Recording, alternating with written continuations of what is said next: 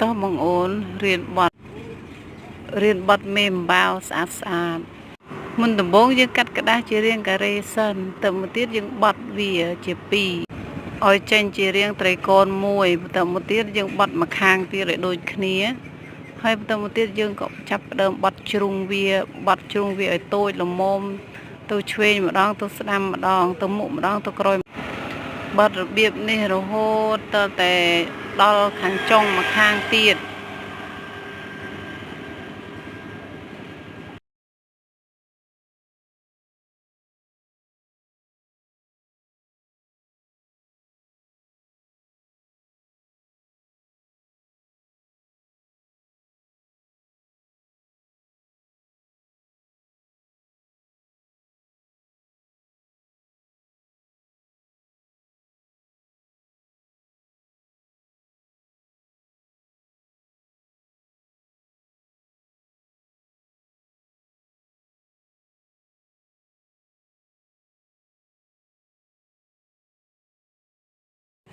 រួចហើយយើងយកกระดาษមួយទៀតមកដែលយើងបត់រួចមក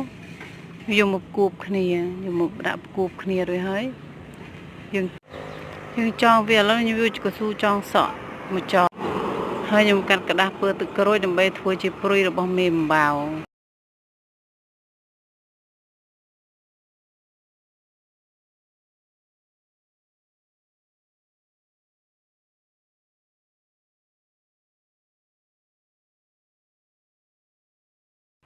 ទៅពីចងហើយយើងក៏ចាប់ដើមទាញវាយើងស្បេតអា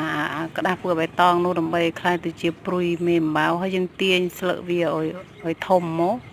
យើងទាញវាឆេកមកឲ្យកើតរាងមេអំបៅ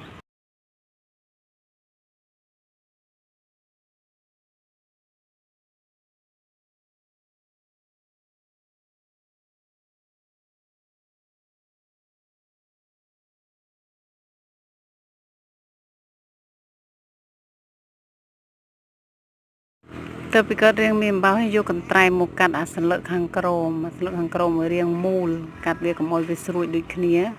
ព្រោះមេអំបៅខាងក្រោមវាអត់មានស្រួយទេវារាងមូលហើយយើងកាត់ឲ្យដូចគ្នាមកឥឡូវនេះយើងបានរូបមេអំបៅមួយយ៉ាងស្រស់ស្អាតហើយ